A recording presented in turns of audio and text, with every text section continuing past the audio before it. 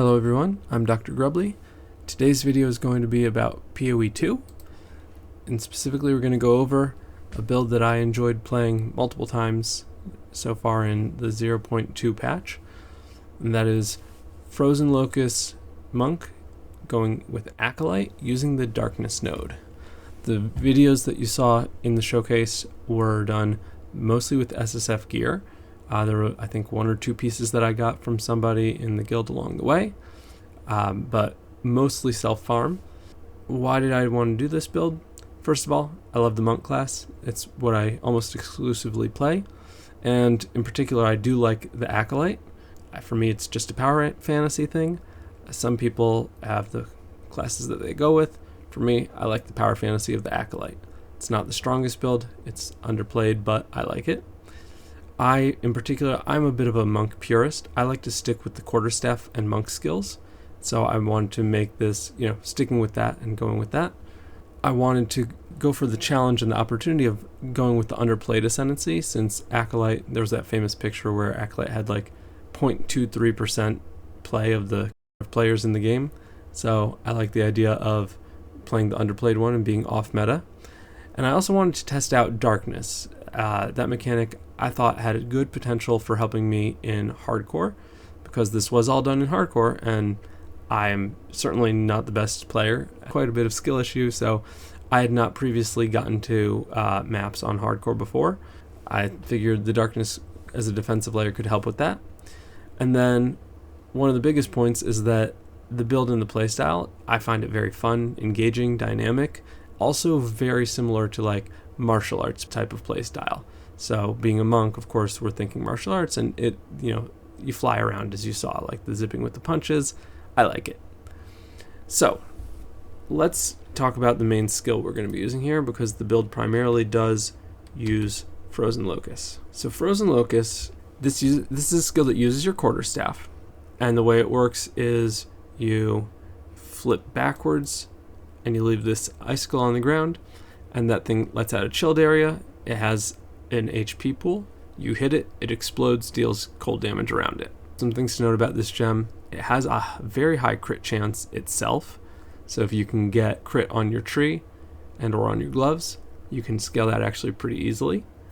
And it has a very high multiplier for its attack damage. That is one of the key things about this skill. It has very good freeze buildup. It is great for freezing enemies, and it has a very large explosion radius. This is actually bigger than Herald Device. The way it works for damage is that the skill has its own base cold damage. It calls it quarterstaff cold damage. It's just cold damage, but you're required to have a quarterstaff. This cold damage is based on the gem level, whereas most melee skills have the... Can I move this? Yes. Most melee skills have the damage taken from your weapon, and they just have the damage effectiveness and conversions and all that within the skill. So here on Frozen Locus, you've got, it converts your physical, and it mentions the attack speed and damage percent, but not any flat damage. And even with the final burst, it's got conversion and it's got a multiplier on the damage, but it doesn't have any actual damage itself. So Frozen Locus works like gem skills, and it has the damage within itself, which means that you do not rely on your quarterstaff for the damage. This will be important because when you're scaling damage on gems in POE 1 and 2, the spell gems get better damage increase from levels than the melee gems. In POE 1, the numbers are typically quoted as about 5% more damage per level for a melee gem and 10% more damage per level with a spell gem. On Frozen Locus, what I found was increasing +1 level tended to give, I think it was somewhere between 10 and 15%. Actually, I'm pretty sure I found that it was more than 10%, which is a big deal. So we're going to be scaling levels on here. As you see, I've got +6 levels from my gear, and that helps the damage be really high. And that does also push up the life of the crystal, which means that it can be harder to hit it if you're just bashing on the crystal with your quarterstaff. But as you saw in the video, I shoot my Glacial Cascaded it to instantly pop it. And then it does also drop a chilled ground, but the enemies are dying so fast that this is not actually really relevant for us. It might actually benefit from elemental skills deal increased damage, which is the same for Frozen Locus. So just like Frozen Locus, it has its own flat damage in there because you're not using a weapon. So this also scales well from gem levels and can't be evaded, has crit chance built in, pretty high, 9%. And it attaches shards to enemies. That was the wave effect that you saw on the screen. And when you kill one of those enemies, those shards will explode and deal their own damage. This also has its attack multiplier, which is decently high. That has its own crit chance also, which is higher than the initial punch. And it does have a lot of freeze buildup. The explosion radius is basically the same as Herald of Ice, not as big as Frozen Locus. So most of the character build and the playstyle is punching up to a crowd of mobs, dropping your Frozen Locus to blow them up, or using your Glacial Cascade to pop that Frozen Locus if you weren't able to do it initially on the first shot. Now, these are the two main skills that you're going to use once you hit Cruel acts and all the way into maps. Now, I want to mention that there is another build of this really for Invoker by a player named Sarge2. He is probably the best monk player. He is certainly the fastest. He's the top monk in all the POE2 races. And he put out a build for Invoker using Shattering Palm and Frozen Locus. I got some ideas from him. I'd started working on one just a little bit, and then I saw his video. I liked it, and I wanted to do my Acolyte version. But his build is definitely worth checking out if you want the Invoker version.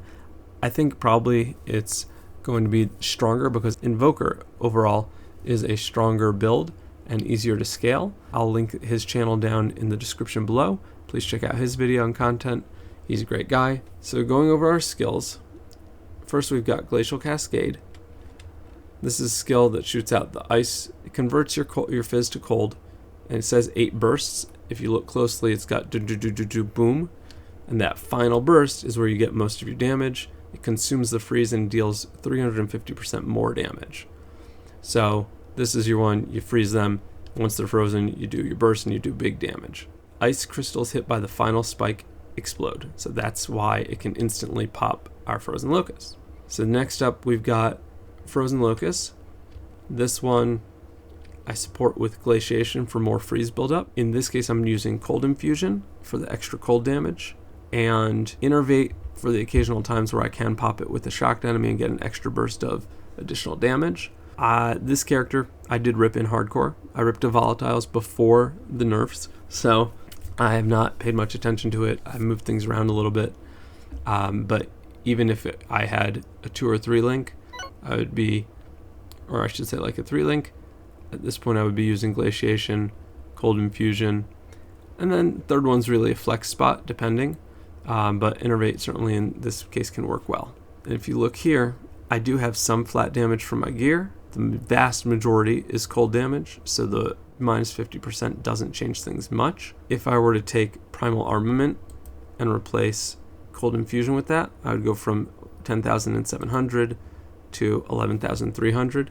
Not a big increase, but could be worth it. I was trying to just maximize the damage, but I do want some extra damage on Ice Strike. So next up, we've got Tempest Bell. This one, you drop down the bell after you build up combo, you hit it, it does an AoE shockwave on the enemies and deals additional damage. It deals extra damage based on any ailments it gets, such as freeze or ignite or shock. This, in my build, most of the time, at least in maps now, I'm just using this as a utility for building up extra rage and also some mana regeneration. So I'm using the Font of Mana and the Font of Rage. But as you saw in the showcase early on, I would also drop it by a unique or maybe a super tanky rare, and it gives an extra burst. Then we've got Ice Strike. This is the one that most people are familiar with for Monk. You hit with your quarterstaff, you're dealing cold damage. It's converted. Third attack has the highest damage, but slower speed. Now, for Ice Strike, I'm supporting with Primal Armament for more elemental damage, because this is converting the vast majority of it over to cold. Then, in this case, I am using Crescendo, so this lets that biggest hit, the third strike, which has, like attack damage 196, and then third strike has a lot more. Deals 426% damage instead of that 196. so I want an extra hit of that. And then I've got Martial Tempo for faster attack speed, and I do use this for some rage buildup. Stormwave is not used, I just had that slotted in earlier for experimentation. Freezing Mark is a skill that we apply on uniques or maybe tanky rares, basically just to make them build up freeze faster. It does have this Nova when they die. If you kill them with the mark on it, it does this Nova with some cold damage. I'm not worried about that. I just use this to help almost perma-freeze bosses. Many times with this build, Frozen Locus does so much cold damage and so much freeze buildup that I don't even need to use this, but it does help and makes the freeze buildup faster and shortens that period where they're barely gaining any freeze buildup. Shield Charge I do sometimes use just for mobility, really along the campaign. Once I'm in maps, I'm usually taking it more cautiously, at least I was in the hardcore. That's why that's there. Shattering Palm, as we said, you use this to dash around and spread your crystals on everybody. And I'm supporting this with Ice Bite and Blind. Now the reason is, the way freeze buildup is coded, I'm not sure if this is completely intentional or if this is just how it is, and maybe they'll change it in the future, but for now, Ice Bite works off of freezing an enemy. So when you hit Shattering Palm on an enemy, that freeze buildup starts because it deals cold damage, and then when it fills up all the way to full and actually freezes, Shattering Palm is considered to be the skill that has frozen them. So even though I'm almost always freezing the enemies with Frozen Locus, because that's my big freeze buildup and damage, Shattering Palm is counted, and therefore, when they freeze, I get the Ice Bite, so that's kept up constantly. Blind support, I have this on for extra defensiveness, essentially, lowering the enemy accuracy. And this is applied specifically when the explosion from the crystals go off on the enemies. When I kill one and it does its chain explosion, that's when it goes off. And then finally, we have Frost Bomb. This is just to apply exposure to the enemies. Exposure gives a minus 20% resistance, which drops their cold resistance by an additional 20%. If they have negative exposure, then it pushes it further. So that's a damage buff. So I use that primarily on tanky rares. Early in the campaign, I'm using it quite a bit.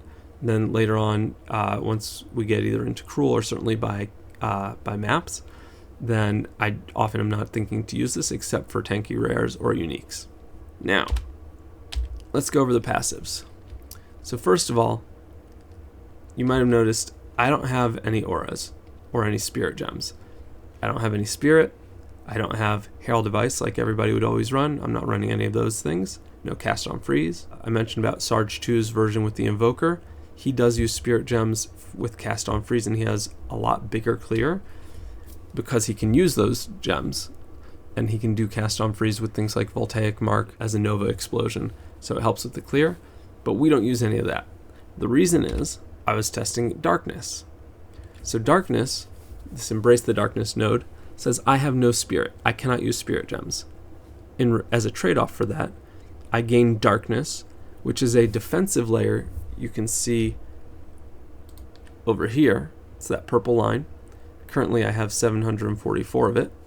This is because I gain a certain amount of darkness per level, and then the node behind it has an increase to the maximum darkness. And when I am hit, damage will be taken from here first before it gets to my energy shield and life. Now the one caveat to this is that that does not apply for damage over time. This is one of the big downsides, and this is one of the things that I really hope GGG is going to fix or improve when they do the buff pass on Acolyte, which I'm really hoping is in 0.2.2 coming up in August. It doesn't apply for damage over time, so bleed and chaos damage on the like acid ground or chaos dots all still bypass it. And I think given that we're giving up all the power of the spirit gems and the reservation with like free cast on freeze and all the power that can be gotten there, that is a big loss of potential, character power. And I think to have a flaw in this mechanic where it says damage taken, it does not say hits only, it says damage. So I would expect damage over time to be absorbed as well, but it does not. So I'm hoping that can be improved somehow. But for now, that's how it is. that fills back up after 10 seconds. I have not taken the node for 50% reduced reservation duration, which means it refills after 5 seconds instead of 10. That is important, but I just wanted to play with this for extra tankiness in hardcore. And like I mentioned before, for the challenge and different. And then, again, playing hardcore, I did want the chaos resistance wheel, or arm.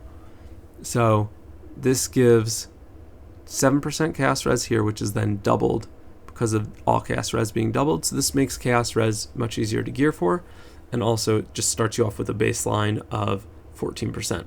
Generally for the passive tree, we start off going with the skill speed and attack damage, all the skill speed. I do loop over here for the extra defenses because, again, this was hardcore, and I really wanted to go for these nodes with the movement speed and the extra stats. By the end, at this point, I am character level 72. I did go for the energy shield recharge start, but at the beginning, we already have the added damage is lightning and chance to shock, and the added damage is cold and freeze build up. We've got the usual typical monk start where we go here for the extra skill speed and attack damage. I do, on my weapon swap, have some strength nodes to be able to run shield charge, and over here I had this on cast speed in order to cast freezing mark faster. I'm not sure I completely like this tech because the weapon swap does take some time, and if I'm swapping weapons to cast that and then it has a cast time and it only lasts for a certain amount of time, that swapping back and forth takes up damage time that I could be spamming my frozen locus. But for now I took it. I don't do much else with my second points, but I intend to also at some point spend the passives over here to increase the curse duration, and it also increases the magnitude over here, faster activation, and also increased effect. And these increase the curse magnitude, so it makes the freeze build up stronger. I just hadn't gotten around to it when I ran this character specifically. Down here we went for defenses and some movement speed. We travel down here. I do take the attack nodes here and the blind chance. This is less important once you're in maps and have Shattering Palm dealing blind for you, but the attack damage increase is helpful. And then we do take Subterfuge Mask. This is going to allow us to equip a high energy shield helmet and get a ton of evasion from it as well. Up top, we've got this branch over here to take us to the skill speed nodes with the reduced cost of skills, and also up here just for more defenses. And you'll notice I do have mana cost of skills over here. I've got this branch over here with increased mana regen and reduced cost of mana for skills when you're not on low mana. And up here it's 10% reduced cost of skills. This is because when you scale gem levels, like we mentioned on Frozen Locus, you notice the cost is 96 mana per use, and I'm spamming it. I only have 527 mana, so theoretically if I weren't regenning mana, I would only be able to use it 5 times. So I do want regen. I really want to reduce the cost, and notice that 96 is with the reduced cost nodes. Without them, it's just crazy expensive. It's not sustainable. So since we're scaling gem levels, which scales the cost, we've got to invest in that. On this side, this point into maps, I was going for the energy shield recharge rate and some evasion. Up here, we take the nodes to go for the freeze buildup and hits ignore non-negative elemental resistances on frozen enemies, which again, we're freezing them a lot. We freeze bosses, and when that happens, it ignores their res, and so you're dealing more damage. And over here, 50% increased damage against hits against frozen enemies, and some more freeze buildup. And then I just went for the jewel up here, which I lucked out. I got some freeze buildup and penetrating cold resistance. That's a great combo for me. So that was just a great damage gem. On this side, I'd gone over here chasing the energy shield nodes because I'm starting to scale defenses going into maps. And we got recharge rate, a whole bunch of energy shield, an additional stun threshold and ailment threshold, which helps with tankiness. More recharge, and then down here we've just got a ton of energy shield, little intelligence. And on this side again, recharge and faster recharge. It's faster start and it's increased rate. So that is helpful because we want the, essentially we take some damage, and the faster it starts regenerating, the more tank we've got and the more tank we sustain. On this side, this is an energy shield wheel, so we get increased energy shield, and mana, and again increased energy shield and regen. And the percent intelligence here does help with stats for gearing because we are using an intelligence-based helm, so it has high requirements. On the other side, it's even more energy shield. Some loss of mana, but we focus on the regen and the mana cost to manage that. And then I had started going down here. I was going to head for the faster recharge rate wheel over here, just to make that energy shield really pop back up faster and help with my tankiness. But I ended up ripping to the volatiles before I could get that completed. I will note that it is certainly an option to go over here for damage. I was just prioritizing the other things because, again, I was playing in hardcore. So with all that, we tie into our gear. The quarterstaff, like I mentioned, we're scaling gem levels. So the fact that I've got a +6 over here, this was one of those items that I got from one of the people in the guild. This was huge. Before that, I think the highest one I had found on my own was a +4. So this was a big burst in damage. However, not a lot of flat, but that's okay because my primary skills do not use the damage on it. The only thing that affects directly is the damage on Ice Strike, which I do want for popping my Locus at times, or just a little bit of extra clear when there's stragglers. Then the socketed cores for increased elemental damage with attacks, that does apply to Frozen Locus, and that does apply to Ice Strike and the other things, so that helps scale our damage. I've heard that the crit damage bonus mod does also apply. However, I didn't get to the point of scaling crit, so that was relevant in my case, but it can be helpful apparently. As an Acolyte, I was hoping to go for this node and get mana leech based on other damage types, and then I wanted to have a mana leech mod somewhere so that my Frozen Locus could leech mana and I would be able to self-sustain much better and could probably drop the cost nodes. However, I have tested this and that does not work if the mana leech mod is on your quarterstaff. So, as we said, basically you can think of it as the plus level to all melee skills mod and the increased LE damage with attacks mods. Those are all that really apply to Frozen Locus for this sort of build. Other things don't, including the leech. So you have to find the leech on your gloves or on your rings. I didn't have that, so I couldn't go that route. So that's the quarterstaff. The helm, like we mentioned, we're going with an energy shield helm and using that to scale evasion with it as well. This was the best that I had managed to find and build. I didn't want to give up all that life for some of the bases I found with much higher energy shield because I hadn't gotten to the point where the energy shield was sustaining well enough to make that the better option. The plan here would be, ideally you go at the end game, you get like a 200, 300, I think like high 300s is really the highest you can practically get. Energy shield helm, and that gives you a lot of evasion, like almost at the, I guess it's like somewhere around 700 if you can get a good roll, 700, 800. With our chest, in general, I am aiming for energy shield evasion hybrid bases, but of course if you're playing solo self-found sort of environment, then you kind of take what you get based on the mods. But this was the chest that I was watching for and picking up and checking. So I got really high energy shield on here. When I swapped from this, I think I had only like somewhere between 50 and 90 energy shield, but I swapped to this base and I gained like 800 energy shield. It was crazy because of all the energy shield scaling that I had going on or something. Again, just on most of the gear I'm looking for res and life and some defenses. So here looking for the energy shield evasion. For the belt, I got life and res. The base type doesn't really matter so much.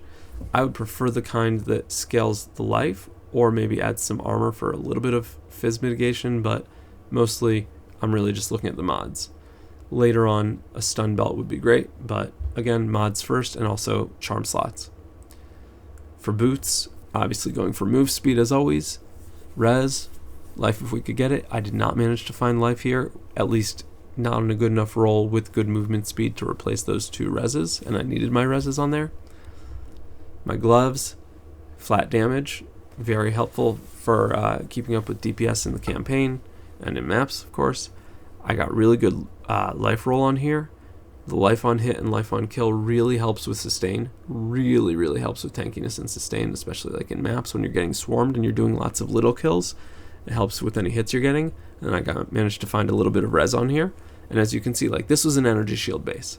For the gloves, the defenses on there aren't so much that I care that much. And also in my case, the energy shield, I'm scaling that with the tree and with my passive, so it does help. I do want energy shield. Now for my rings, I got, again, 2 good flat damage rolls. This ring, I was really lucky with the exalts on it. You know, some all res, and a big chunk of life gain. So I was doing really well on, you know, killing and surviving. Again, I died to volatiles, not to regular mobs. And then this ring, I also had a hard time replacing because I needed the res, and it had a nice life roll on it. But I just hadn't gotten to the points, or to the point of putting more exalts on it, partly because, you know, this was a higher item base. It was already level 60. So I would have exalted this more had I kept going. For the amulet, we get a nice chunk of evasion rating and a big chunk of life. That was part of why it stayed on so long. This was, I think, my only source of rarity. Maybe I've got a little bit more on a different piece of gear. Yeah, I had some on the helm, but then most of it was from my amulet. So, of course, rarity is really strong. Definitely noticed the difference. Even at like 30 or 40 rarity, I definitely noticed the difference with dropping more currency. And all res and mana regen, the big mana regen, again, really helpful for sustain on my frozen locus. I was using the silver charm to avoid slows and the antidote charm for avoiding poison, because just looking at damage. Flasks, you know, it's just life. You want high life. I was not going for instant life. I tended to go with the amount recovered because my life wasn't so huge. But certainly in hardcore, instant recovery can be really, really strong. That's the build and the skills. So let's go into some zones and I'll demonstrate some of the skills. So we'll go to Cruel. Hopefully the mobs here will stay alive long enough. I might kill them too quickly.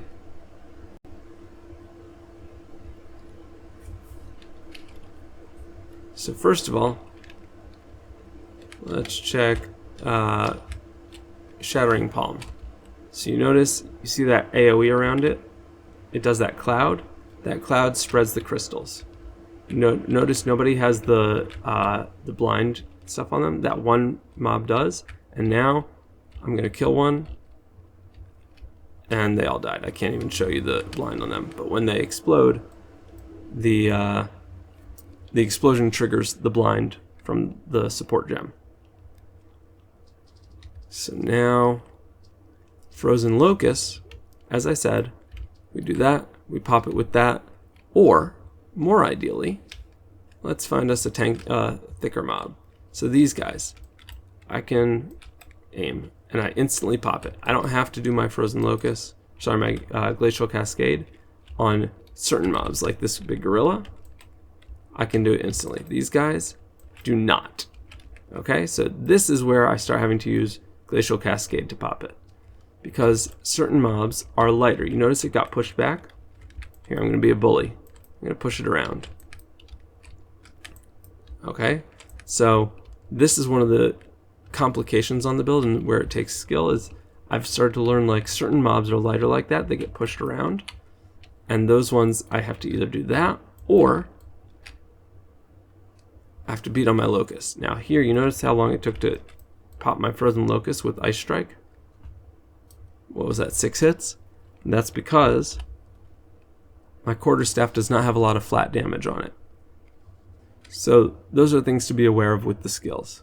If you have questions or other interest in the build, anything you think I missed and want me to go over, please let me know in the comments below.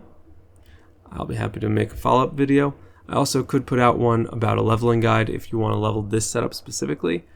I personally am not such a fan, at least in POE2, of like leveling with one thing and then respecing over to another build to, you know, like your intended build. I've done that a lot in POE1, but for this I wanted to like play it through with the challenge of doing this setup.